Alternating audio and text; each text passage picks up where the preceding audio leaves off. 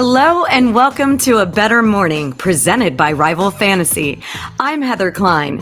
Rival Fantasy is the all-in-one fantasy sports platform. Let's welcome today's panel. Host of Her Story in the Making, Britt's Fantasy Blitz, and co-host of Lightning Round, Britt Flynn. Award-winning host, the fantasy exec, Corey Parson. Senior Managing Editor of Fantasy Alarm and host of the Quick Out Fantasy Football Show and Fantasy Alarm DFS shows, John Mpemba. Welcome, everyone. Good morning. Good morning. Happy football day. That's right. We got some football tonight. How about that? You know what I mean? I'm excited. I saw something on Twitter or X, whatever it's called now, saying that if you're betting on the Hall of Fame game, that you might as well do bath salts. And I just think that that's a horrendous take. We're so excited that football's back. We're so excited. Of course we're going to bet on it. Of course. Who playing tonight? The Jets? The Jets and the Browns. Yeah, because Revis going into the Hall of Fame. So shout out to Revis Holland, who I don't think was the first ballot Hall of Famer, but that's a debate for another time. Corey bringing the heat already. Sorry. Not a topic of debate, but it should be. I mean, he was really good for 3-4 years, best cornerback in football, right? But is that long enough of a period of dominance to be worthy? I agree. That is actually a great debate. Let's keep going with that. Okay. Saints running back Alvin Kamara met with NFL Commissioner Roger Goodell yesterday. Kamara, along with three others, including Colts cornerback Chris Lamons, were involved in a fight at a Las Vegas nightclub. Kamara pleaded out and agreed to misdemeanor charge of breach of peace, 30 hours of community service, and $105,000 in medical bills for the man injured in the fight. The Saints expect Kamara to be a huge part of their offense. How will the suspension dictate where you draft him in fantasy football, or are you avoiding him altogether? Corey, you're up first. So this is something that I'm going to stand on, right? So I don't really know, what the deal was. I seen the tape, whatever, but we don't know what happened before that tape. But the suspension culture that has taken over sports fans and sports media, in my opinion, honestly, is a bad look. Why is it that every time somebody gets into a little bit of trouble, the whole Twitter sphere, sports fandom, runs to, oh my God, how many games is he going to get? Is it going to be 4? Is it going to be 6? Well, the Las Vegas Police Department didn't think it was that big of a deal. You don't know what happened. The professional athletes are targets. Let's let the thing play out. If anything, this should be a 2-game suspension. Is the NFL not tired of all of this foolishness with suspending players and putting people off the court? The NFL is not the fourth branch of government. The police said it's okay. Let's carry on. Put them out there for the full season. Yeah, listen, I agree with letting the process play out, in the legal system, but the NFL is still a business that has standards of policies in place for how you're supposed to conduct yourself as a member of their organization, and then they can go ahead and levy punishment as sort of they see fit. The problem I have with the NFL is just the inconsistencies of which they levy some of these punishments and what they consider to be more serious versus less serious. And even then, guys who have the same sort of crimes that they're committing have different punishments levied against them. In terms of people wondering what the suspension is, at least for where we come from in the fantasy football industry, it impacts how we approach our drafts, our analysis, our projections, and where guys are going to be going and how we can kind of build our teams around. So that's, I think, why we're curious about the suspension length. But I agree with you, Corey. The pitchfork mentality that a lot of people have, I'm not really a big fan of that either. I don't see how you can be on video beating the hell out of somebody and it's considered a pitchfork mentality. It's clear. It's right there. And yes, the police or the executive legal branch dropped it. Okay, that's fine. You still signed a contract with the NFL saying that you are going to abide by this code of conduct and not get involved in situations like that. That's the point. I do agree with John and think that the way that the NFL implements suspensions is completely inconsistent, and that inconsistency it's a huge problem. People on Twitter, the legal analysis on fantasy Twitter, are saying that he might only get 2 games. which is crazy to me. You can get 6 games for gambling, but only 2 games for literally putting somebody in the hospital for 6 figures. Right. You don't know what that dude did to cause himself to get put in the hospital. See, that's the first thing that I would say. And then, like, the length of the suspension. Oh, it has to be 6 games. The gambling thing, that's a crime against the sport. That's a bigger deal than probably some drunk dude hopping in my man Alvin Kamara face. So, and just look, it's like it's always with Ja, right? I saw somebody say when Ja got 24, 25 games, I saw somebody say, oh, I'm done with this sport. You were that invested in this dude's suspension that you're not going to watch basketball no more? And then look at last year, Deshaun Watson. You know what I'm saying? Investigator, judge comes and levies a suspension. The corporate media and the Twitter sphere didn't like it, so they forced the NFL to go back and suspend them longer. That doesn't make any sense to me. I agree. It's got to be some consistency, but I think we should do away with all suspensions. So there are no consequences? We're just living in the purge? Fines. You fine them. You fine them. The pocketbook counts too. You know what I'm saying? Levy a big fine, but let them go on the field and play. To me, it's too much. People don't care when they're making multi-millions of dollars. I mean, a fine is just some pocket change to them. Why is the punishment needed? Because you have to set a standard and a precedent for what is considered appropriate and allowable within the sport. And I think that when you are a high-profile media figure, which all these sports players are, you are held to a higher standard, and you should be held to a higher standard because you're an example for, let's be honest, a ton of kids. And it's as corny as it sounds, like you are an example. They are looking up to you, and this behavior can't be tolerated. Charles Barkley famously said, "I'm not a role model." You know what I'm saying? Yeah. So it's and I understand, you know what I'm saying, because I've had issues. I got to, at the time, my son, he's young. When he was a little boy, liking football players and stuff, I'd be like, "Son, you can't be like him." You know what I mean? But I was there to tell him that, you know what I'm saying, and enforce that. I just think we get carried away with the suspensions, and and I don't like the way that the NFL can step in and oversee everything like they're a branch of government. Is my lights on? Sorry. Corey just dropping the mic and then, are my lights on? Did I just get the spotlight on me? No, I'm making it. Don't sure I look okay.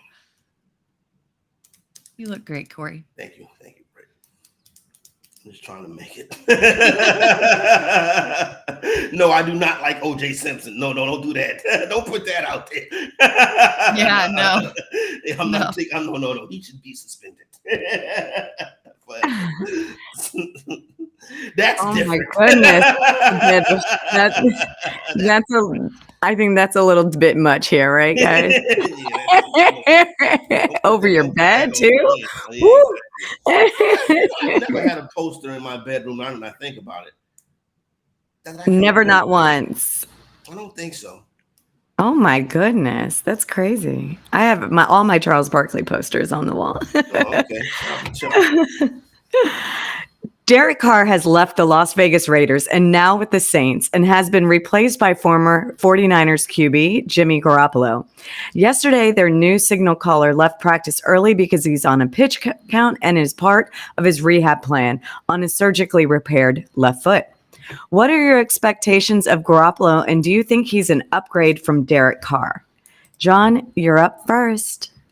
I mean, listen, I think that a healthy Jimmy Garoppolo in an offensive system that will allow him to maybe expand his playing profile a little bit more could maybe return the player we saw when he was with the Patriots and for that brief moment where he was healthy enough to start for them under Josh McDaniels here. It's very clear that Kyle Shanahan was looking for a game manager for his offense. I think that's why Brock Purdy is going to fit so well into that system as well.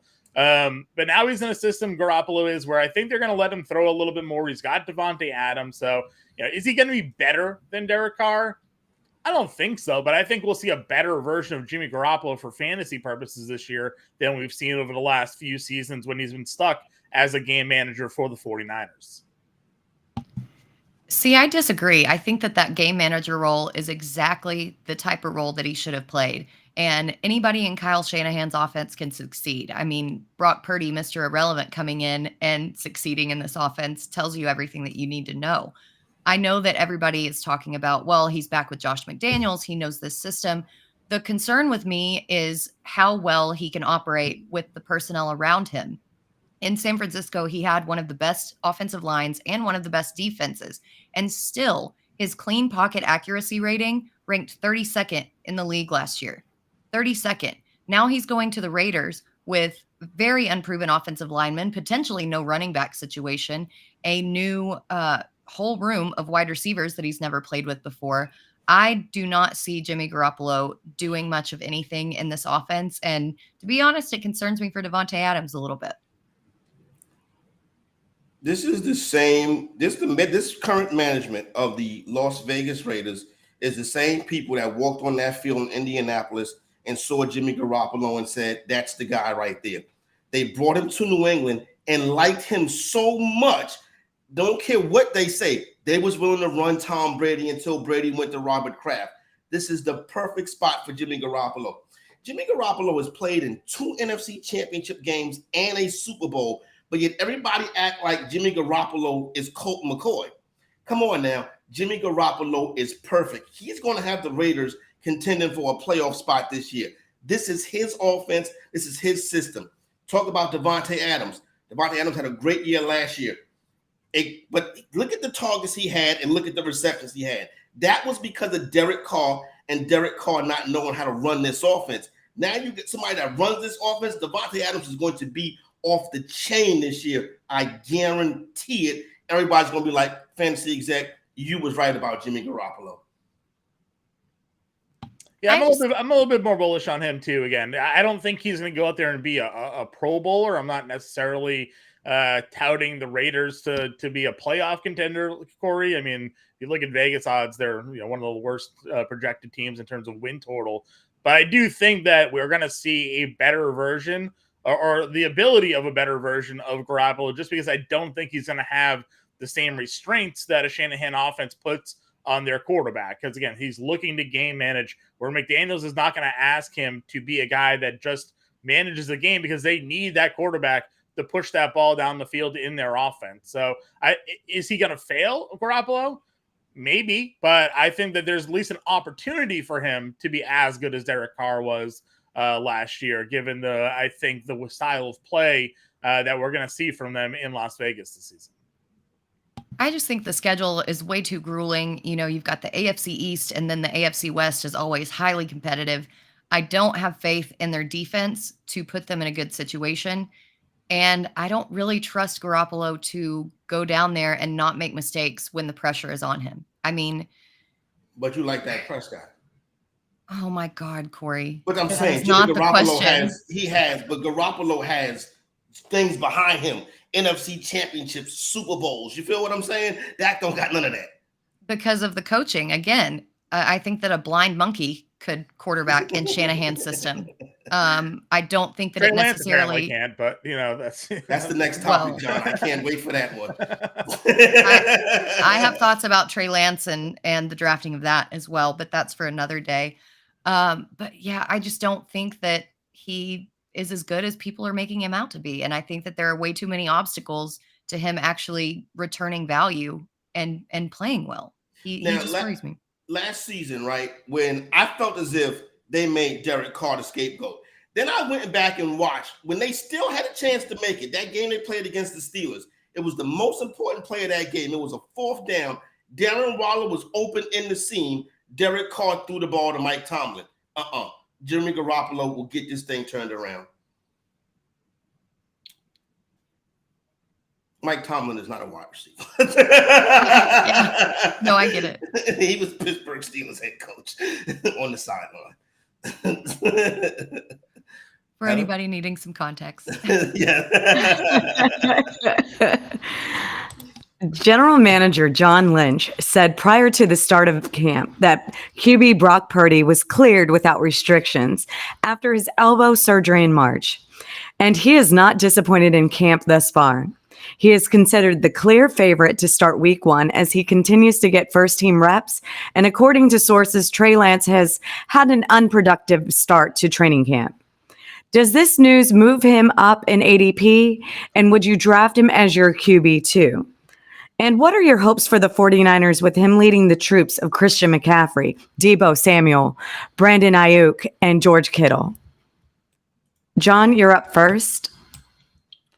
Yeah, listen, I mean, I think that I'm a little bit more surprised that he came back so quickly from the elbow injury, but if they're saying he's good to go, as we kind of just alluded to, I mean, Jimmy Garoppolo last year in this offense in a limited style, and we don't think highly of him, had 16 touchdowns, 4 interceptions, a QB rating over 100. We saw Brock Purdy step in and have immediate success leading this team here. So, I think he's going to end up being an obvious QB2 in Superflex or 2 QB leagues. He'll probably finish, I think, 12 to 15 in terms of overall QB rating. So he's probably a borderline QB1 in some leagues where you need to maybe stream a guy for your roster here. Love the weapons that are around him. I mean, Deebo Samuel, Brandon Ayuk, George Kittle, Christian McCaffrey, plenty of support for Brock Purdy this year in the offense here. So, I think Purdy is going to be pretty interesting flyer. I'm a little surprised, that Lance just was never able to figure it out. I understand the injuries really set him back, and Shanahan clearly has a certain vision for how the quarterback position is going to be played in his offense, and Lance just isn't fitting that mold. But they use that early round draft capital. They even traded up, and this is what they're doing with that pick. So I'm surprised they're not giving him more of a chance, I think, to compete. I think Trey Lance has shown everything that we need to see from him. I mean, he has been given a chance. I don't think that they should have drafted him as high as they did. He sat out an entire year before even being drafted, and he played in an FCS school. I mean, I really don't get what they were thinking. But again, anyway, back to Brock Purdy. I don't see him being a fantasy relevant quarterback. Last season, even after bringing in Christian McCaffrey, even after developing chemistry with George Kittle, Purdy still ranked 29th in fantasy points per game. And when his receivers were first in yards after the catch, think about how bad he would have been had they not been that good. I think that he's got some severe deficiencies that are being masked again by Shanahan's system. I don't really like where he's going. I don't like his outlook. And then with the UCL, we saw how bad it affected Josh Allen last season, right? Nobody talks about that enough, that Josh Allen had a UCL injury the entirety of the year, and that caused a ton of inaccuracies. So I think that we may just be a little too enamored with this 49ers offense. Britt, from your lips to God's ears, when I told people a couple years ago that the 49ers were trading up to draft Mac Jones, everybody said I was crazy. They were shamed into not drafting Mac Jones, and they took this stiff that last played football in 2019 on a team with the same color scheme as Norfolk State. Are you serious? The Kyle Shanahan offense can save anybody except for this kid. This is going to go down as one of the worst draft picks in NFL history. Son can't even get on the field. And you mean to tell me this is who they traded up to get? I'm telling you they went up there to get Mac Jones. Now, as far as this season goes, the NFC is weak. The 49ers will probably the 49ers will not be in the NFC Championship game this year. That'll probably be Philadelphia versus Dallas. So I'm going to go out there and say, as far as Brock Purdy goes, if you play quarterback chicken and, it's a little bit too late, you can get him as a QB2, but I don't expect much from him. But the real big story here is they dropped the ball when they let social media convince them to draft Trey Lance, who played at an FCS damn school. Yeah, not even the FCS, but barely played at an FCS school. The whole COVID year and then everything before. And his completion percentage was atrocious, even there. Yes, I know that he had a big cannon arm, but his accuracy and everything that he did was overlooked by the fact, he can run the ball. That's great. He's an athlete. Well, everybody's an athlete, newsflash, or you wouldn't be playing football. So I think that there has to be more to playing quarterback than just pure athleticism, and they really, really blew it. And then this is the crazy part. Coming into the season last year, Vegas sportsbooks had liabilities on Trey Lance to be the MVP. The MVP, the most valuable player. Just like this year, Vegas sportsbooks got a liability on Justin Fields to be the MVP. He can't even throw the damn football. Yeah, I mean, obviously they're looking at Lance last year and the hype around him being the starting quarterback, like you guys were saying. being maybe overrated a bit of that 49ers offense, but it's more so I think the 49ers team propping up Lance's super MVP odds last year, and then obviously that fell apart. I mean, I hear what you guys are saying in terms of his inexperience at the college football level, but he doesn't have a lot of experience at the NFL level either. He has four career starts, 8 total games.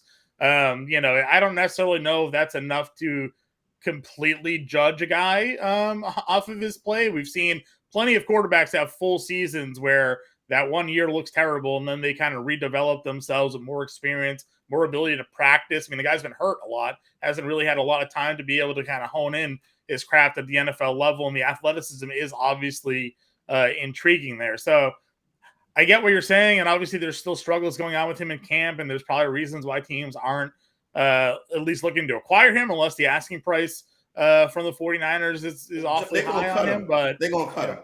I believe you. They'll probably end up moving on from him as well. But I think a team will grab him, and we'll see if he can get an opportunity. I just look at his body of work and be like, I mean, he hasn't had a real opportunity. I got hurt right away last year. He had a couple of starts his rookie season, but nothing that it was, not enough for me to just outright say he can't play. I mean, we gave Baker Mayfield like 6 seasons to play. That guy can't. Hey, John, here's the thing, right? I've heard the general manager say that sometimes what ends up happening is the media hype can get into your war room. And I really think the 49ers, Mac Jones is perfect for Shanahan. Sure. But I think that picture of Mac, that shirtless picture of Mac Jones, I'm serious. I think that lowered his draft stock because social media tore him apart when that picture came out. You know what I'm saying? But so what? And Alabama need better facilities. How come everybody come out of Alabama a little bit pudgy? You would think it's damn Alabama. You know what I'm saying? For my Patriots' sake, I'm hopeful that this is a bounce back here for Mac Jones after the debacle that was the Matt Patricia, Joe Judge offensive play calling era last season. So, hey, week 15 starts off the first weekend in December. The first game in the month of December this football season is Patriots at Steelers in week 15, or I believe week 14. Is that game going to have playoff implications? Maybe for the wild card. I mean, I don't think the Patriots or the Steelers are going to compete for the division this year, but because they have the extra teams in the playoffs, I think both teams have good enough coaches to keep their teams afloat. So we'll see. I think it could, but it'll be interesting. I'm a little bit more bullish on the Steelers and Pickett this year than I think most. So again, I'm willing to give guys opportunities to prove me wrong. So Pickett coming up of a rookie year, give him a year or two. He was injured at times last year, full year at the NFL speed. He's got good offense around him. He improved the offensive line a little bit. We'll see if Pickett can make or break it this year. If he can't, well, then that's the case. But I'm going to at least give him the opportunity to. Rival Fantasy is the all-in-one fantasy sports platform. Play challenges, fantasy book, fantasy bingo, plus season-long fantasy football. New users who sign up at Rival Fantasy get up to a $200 deposit match and a complimentary first play voucher. Go to joinrival.com/alarm. We're going to showcase the challenges game. John, let's show everyone who you think will score more fantasy points. Yeah, for sure. Sharing my screen right here. The challenges, they basically give you 2 players, and you decide who will score more fantasy points on the day. You can go ahead, and if you're not a fan of maybe the initial matchup that they give you, you can click skip challenge, and they'll bring about 2 new players there where you can go ahead and decide based off the matchups who you think is going to have more success. I actually really like this first initial pairing here because it's 2 pitchers that are on new teams. We have Max Scherzer for the Rangers. We have Michael Lorenzen for the Phillies here. And you're looking at the matchups here. Lorenzen gets the Marlins. Scherzer gets the White Sox.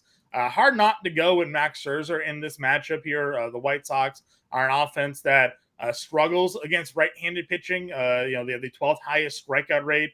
In terms of weighted on base percentage, they are 28th in baseball, actually 29th, tied with the Oakland A's. You don't want to be tied with the Oakland A's in anything. So the White Sox are that bad against right-handed pitching. You have to assume Max Scherzer is going to go out there and dominate in his debut. So if I was making a play here today, I would go ahead and go with Max Scherzer to have more fantasy points than Michael Lorenzen. Gives you an opportunity to choose the amount you'd like to wager on that play.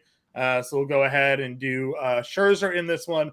Then they give you the next matchup. Again, if you're not a big fan, Adrian Hauser versus Pittsburgh. They give you Lorenzen again in this spot against the Marlins. If you're not a fan of that, you can go ahead and skip the challenge. They'll throw you 2 new players here. Bobby Witt against the Mets, Jazz Chisholm against the Phillies. So it's a really great opportunity. You can kind of pick and choose the way you want to go ahead and take part in their challenges contest here. Looks like we got a little NFL. Do we have NFL challenges? Look at that. Was this some week 1? We got Denzel Mims and a kicker. Here we go. Okay. So Mims no longer on the Jets, unfortunately. We can't go take part in that. Let's see what else we got here. They keep giving us Denzel Mims. Looks like they're going to keep giving us Denzel Mims. So we'll go back to the MLB one for a second then and see what we have. But they could have had a Hall of Fame game thing there. So that's the Rivals challenges thing there. They also have, of course, Fantasy Bingo, which I played the other day, which was pretty cool. You can go ahead and pick a bunch of players, and then they give you certain props that need to be hit, and they fill out your bingo card, and you can go ahead and have the opportunities to win some money based off multipliers, based off multiple bingos. Britt, Adam, Corey, I don't know if you're bingo players at all, but it's a pretty wild scene here in the Rivals bingo streets. Hey, let me tell you something. I got people in my family that play bingo like you wouldn't believe, but no, I don't play. And that's cool. And you share your screen. If I was to share my screen, I would have to X out my OnlyFans first. But then after that, I would be able to share my screen. Oh, man. Corey getting started early. Tabs, I usually have 10,000 tabs open for 90,000 fan graph pages. Do you have OnlyFans, my computer, John? so. Do you have OnlyFans, John? Me? No. No. It looks like Rivals are only fans of Denzel Mims. Yeah, I see that. That's what's up, though. Shout out to Fantasy Rivals. You know what I'm saying? And I'm really Rival Fantasy. Excuse me, Rival Fantasy. Thank you, Heather. I'm really looking forward to hopping in and getting some of this action. Yeah, it's fun. I've been out there playing, since we started promoting it on the show a couple weeks ago here. It's honestly getting the opportunity. I know you guys did the fantasy sports book as well last week. Like that's my jam too. Just going around and being able to pick the fantasy points players that you're fans of for the day. Thank you, John, for that. That was today's edition of A Bettor Morning. Thank you to Corey, Britt, and John. Make sure you check out Real-Time Fantasy Sports Show with Jeff Power and Logan Glazer at 12 p.m. Eastern. And if you missed any of our shows, you can find them all on our YouTube channel and at bettorsports.com. We wish everyone a better day. Have a good one, guys.